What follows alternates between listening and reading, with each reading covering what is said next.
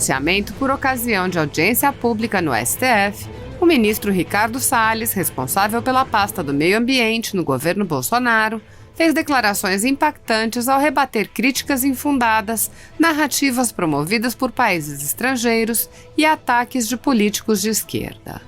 O ministro encetou: o que tem ocorrido, e temos visto isso desde o ano passado, é uma sucessão de narrativas de que o governo Bolsonaro representa um retrocesso em termos ambientais, mas isso não corresponde aos fatos. Nesse contexto, ele reforçou a importância das Forças Armadas. O que se verifica é que foi fundamental a participação das Forças Armadas nesta lacuna, até porque os estados têm dificuldades. Na ausência de funcionários do IBAMA, do ICMBio e de policiais militares, a solução foi nos socorrermos das Forças Armadas. Ademais, o ministro rebateu: somos o 14º país. A América Latina inteira, com o Brasil incluído, corresponde a apenas 17% do que a China sozinha emite.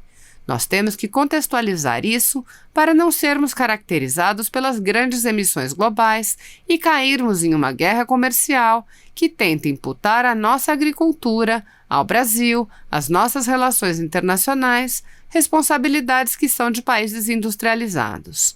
O próprio carro elétrico na Europa é abastecido por energia elétrica gerada por fonte termoelétrica, que é gás e carvão. Nós não. Temos o carro com etanol e o híbrido flex, este sim com menos emissões. Assim está. E somos o 14º país, só para ter uma ideia, a BBC fez uma matéria aqui que diz que toda a América Latina, Brasil incluído, corresponde a só 17% do que a China sozinha emite. Então, nós temos que contextualizar isso para não sermos caracterizados como os grandes responsáveis pelas emissões globais e cairmos numa guerra comercial que tenta imputar à nossa agricultura ou ao Brasil, a relações internacionais, responsabilidades que são notadamente dos países industrializados, que seguem queimando combustível fóssil. Aliás, até o próprio carro elétrico na Europa é abastecido preponderantemente por energia gerada nas termoelétricas. Então não adianta o carro ser elétrico se a fonte é termoelétrica, quer dizer, gás e carvão.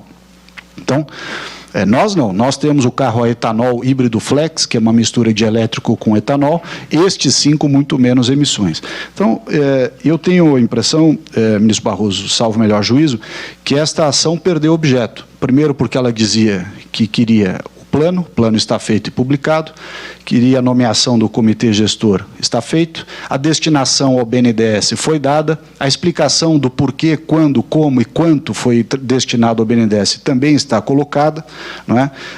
Nós temos aqui, só relembrando por último, para encerrar, uma questão internacional em que o Brasil tem sido, na verdade, rotulado como responsável, mas não o somos. Eu faço aqui remissão, peço 1 minuto adicional, para fazer remissão ao Acordo de Paris, né, e a tentativa que nós fizemos em dezembro do ano passado de finalmente regulamentar os artigos 6.2 e 6.4 do Acordo de Paris, que permitiria o mercado internacional de créditos de carbono, no qual o Brasil seria um grande fornecedor, e os europeus foram os principais responsáveis pelo bloqueio das negociações no final do ano passado, porque não querem abrir o seu mercado de carbono a fontes distintas, dentre elas a brasileira, que tem muito mais volume e a preços mais competitivos. Eles têm interesse, por razões internas, em manter o preço do carbono elevado lá na Europa. E, por isso, não abrem o seu mercado ao crédito de carbono de origem florestal brasileira. O presidente Bolsonaro, no esforço de tentar viabilizar este mercado,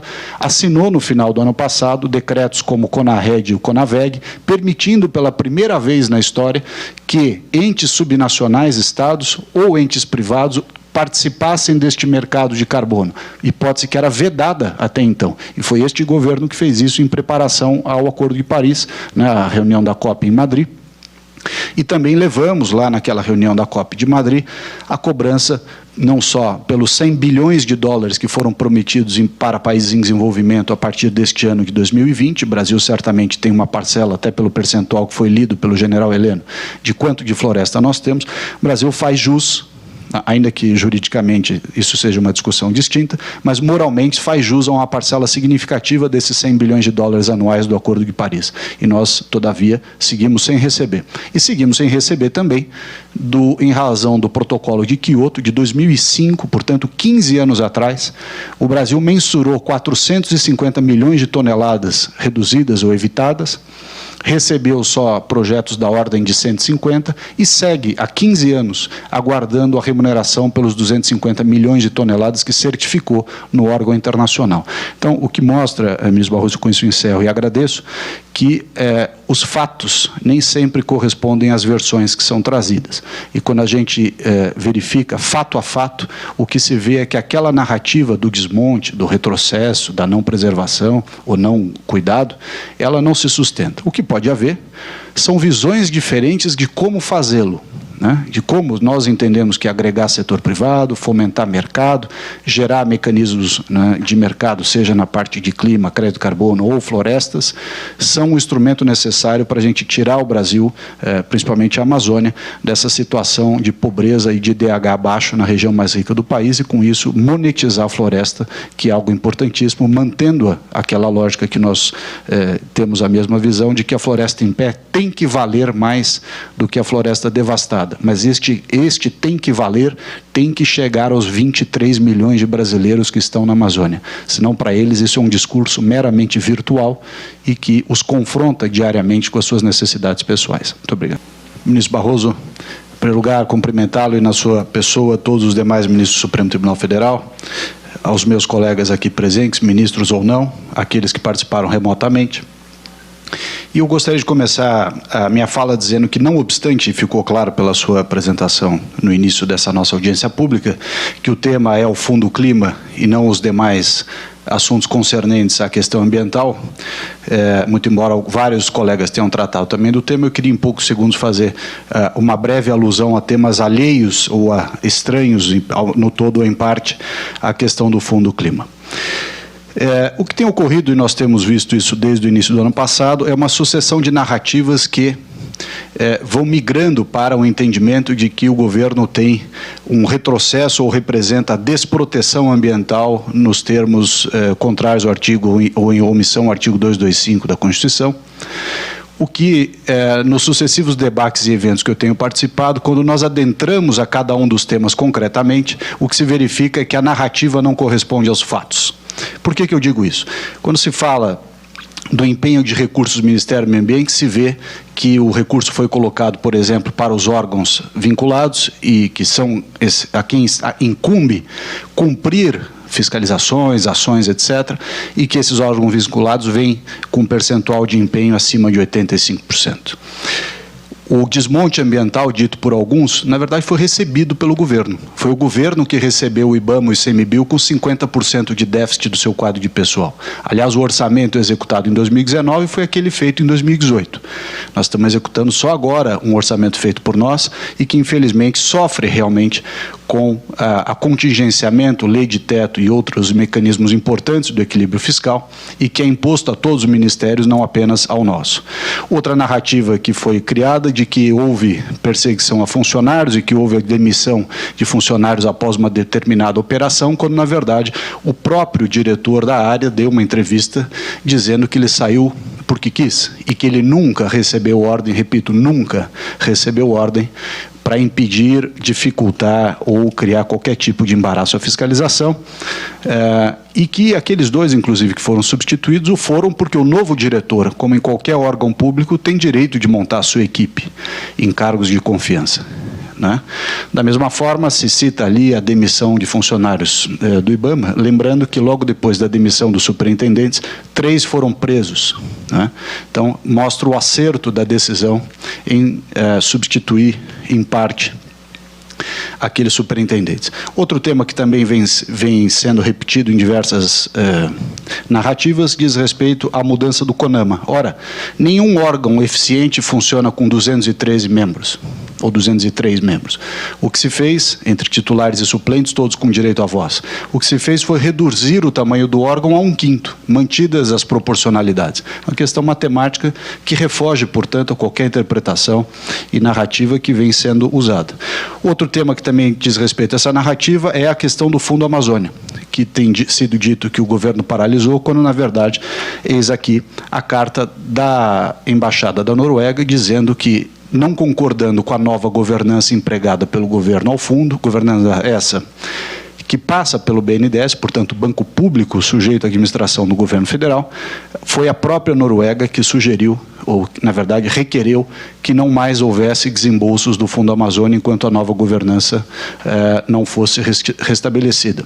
Lembrando que o Fundo Amazônia utilizou, ao longo dos seus 10 anos, cerca de R$ 1,5 bilhão, dos quais quase metade para entidades sem fins lucrativos e outro tanto para governos. Não houve nenhum único desembolso para setor privado, quer seja no fornecimento de serviços ou apoiamento a projetos, o que denota uma visão avessa à participação do setor privado nessas ações e que cobrará, certamente, como veremos daqui a pouco, um preço elevado em termos de não desenvolvimento da bioeconomia, porque quem pode desenvolver a bioeconomia, investindo, criando empregos ao pequeno, médio ou grande empreendedor, é o setor privado. E não querer o setor privado na Amazônia acaba trazendo essa consequência de não haver oportunidade de renda para as pessoas e que, assim, por sua vez, passam a ser mais suscetíveis de serem cooptadas por atividades ilegais, dentre elas algumas que Vossa Excelência citou aqui, a mineração ilegal, roubo de madeira, grilagem de terra, etc. Aliás, lembrando sempre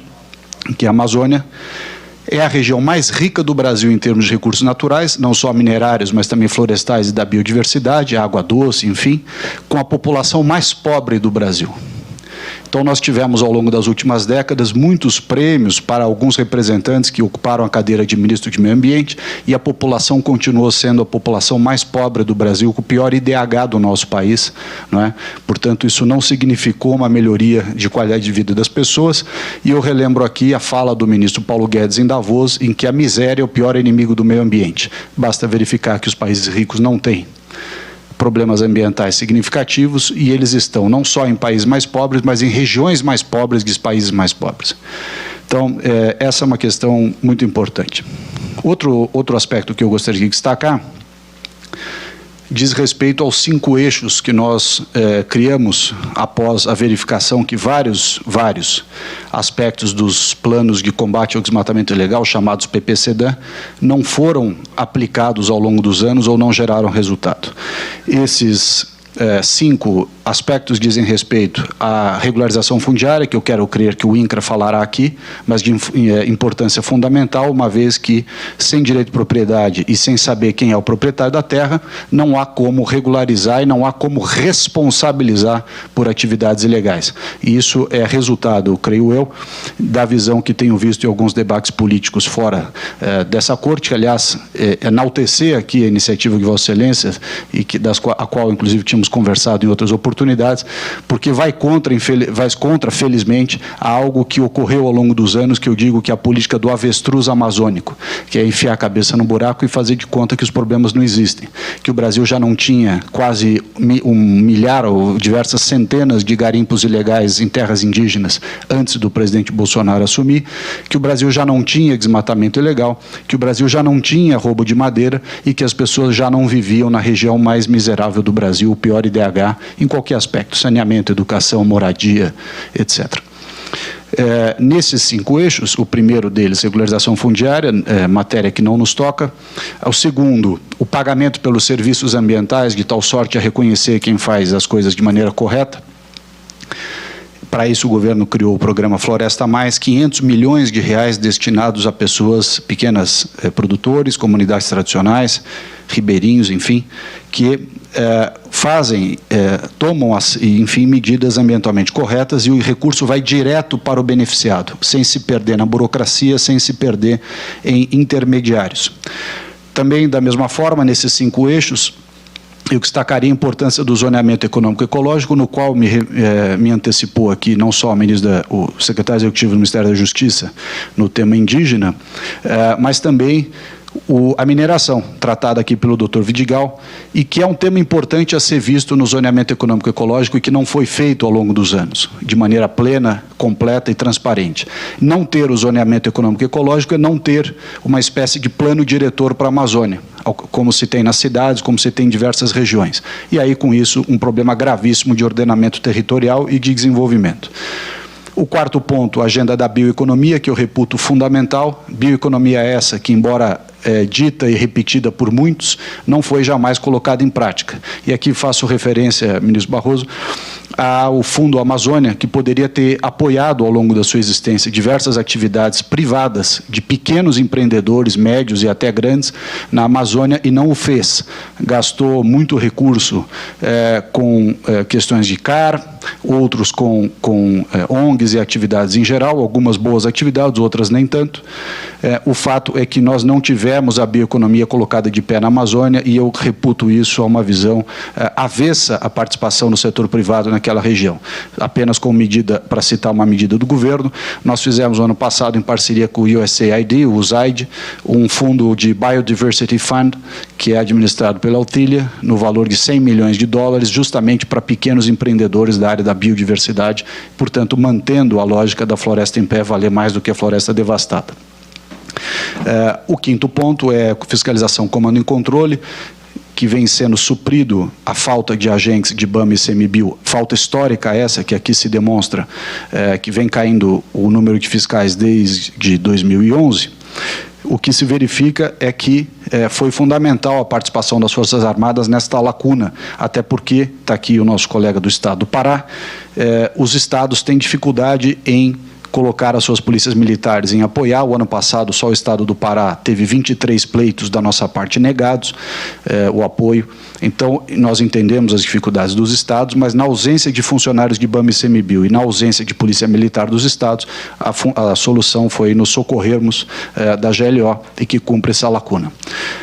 Queria também falar aqui um aspecto, já adentrando no tema que foi pertinente ao Fundo Clima.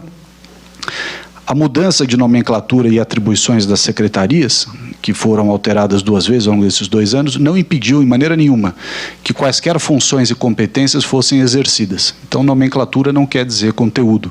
Nós temos aqui a tabela de competências mostrando que nenhuma competência deixou de ser feita e nenhum trabalho deixou de ser encaminhado em razão de mudanças de nomenclatura, que são muito mais uma questão política do que programática propriamente dita.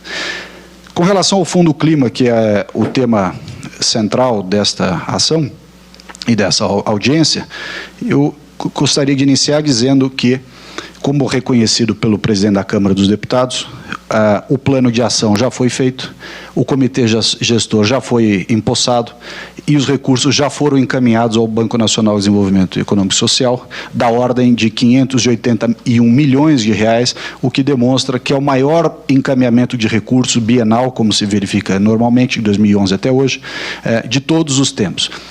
E a pergunta que talvez se fizesse mas por que fez só agora? Fez só agora porque só agora foi aprovado o marco legal do saneamento, que vem tramitando desde o ano passado na Câmara dos Deputados. A MP de 2018 caducou, né?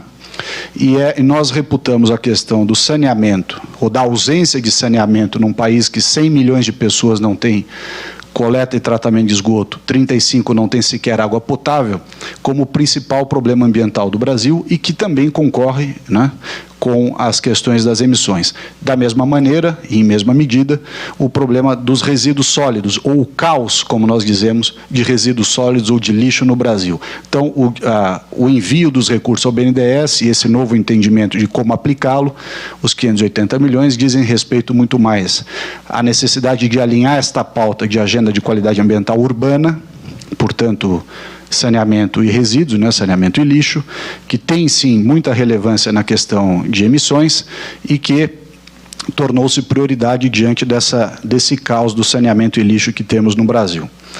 Importante dizer, senhor ministro Barroso, Vossa Excelência deve ter tido oportunidade de ler o Floresta Mais, como já citei, mas também o programa Adote o Parque, que foi criado por nós para permitir que investidores brasileiros e estrangeiros, pessoas físicas ou jurídicas, possam patrocinar a conservação das 132 unidades de conservação na Amazônia, de tal sorte que essas unidades juntas totalizam 15% do território nacional e dizem respeito importante para evitar, inclusive, desmatamento ilegal ou até mesmo recuperação vegetal nesses 15% do bioma. Ele tem direta relação com a questão do clima. Nós temos dito aqui que essa questão climática, o Brasil, embora tenha o seu compromisso, o seu ANDC, que Vossa Excelência citou aqui no início, nós somos responsáveis por menos de 3% das emissões mundiais.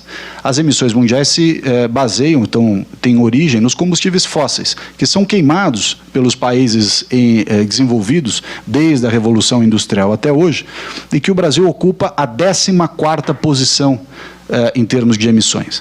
Então, nós precisamos adaptar os nossos recursos, e aqui eu me refiro ao Fundo Clima, às nossas reais necessidades e às nossas reais responsabilidades.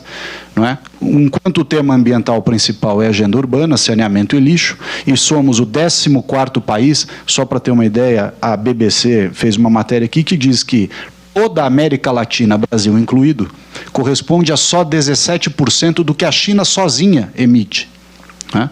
Então, nós temos que contextualizar isso para não sermos caracterizados como os grandes responsáveis pelas emissões globais e cairmos numa guerra comercial que tenta imputar à nossa agricultura ou ao Brasil, a relações internacionais, responsabilidades que são notadamente dos países industrializados, que seguem queimando combustível fóssil. Aliás, até o próprio carro elétrico na Europa é abastecido preponderantemente por energia gerada nas termoelétricas, então não adianta o carro ser elétrico se a fonte é termoelétrica, quer dizer, gás e carvão. Então, nós não, nós temos o carro a etanol híbrido flex, que é uma mistura de elétrico com etanol, este sim com muito menos emissões. Então, eu tenho a impressão, ministro Barroso, salvo o melhor juízo, que esta ação perdeu objeto. Primeiro porque ela dizia que queria o plano está feito e publicado, queria a nomeação do comitê gestor, está feito, a destinação ao BNDES foi dada, a explicação do porquê, quando, como e quanto foi destinado ao BNDES também está colocada. Não é?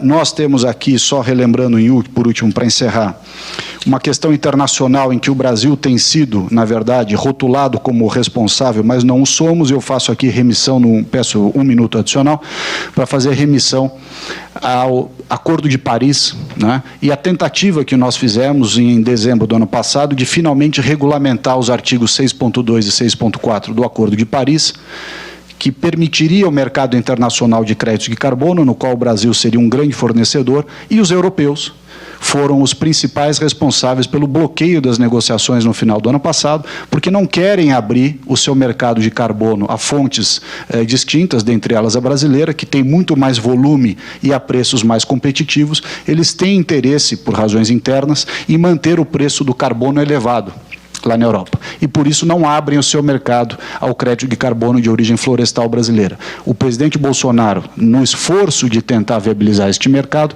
assinou no final do ano passado decretos como o CONARRED e o CONAVEG, permitindo pela primeira vez na história que entes subnacionais, estados ou entes privados participassem deste mercado de carbono, hipótese que era vedada até então. E foi este governo que fez isso em preparação ao Acordo de Paris, na reunião da COP em Madrid.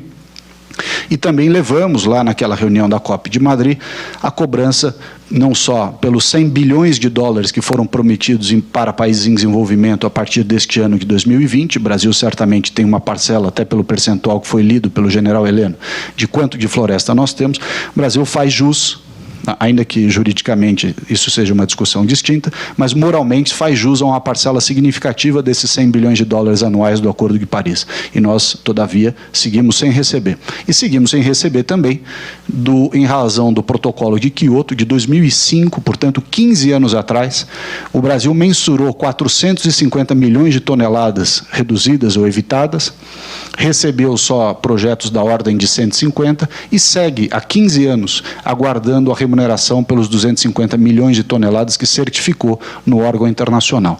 Então, o que mostra, ministro Barroso, com isso eu encerro e agradeço, que os fatos nem sempre correspondem às versões que são trazidas.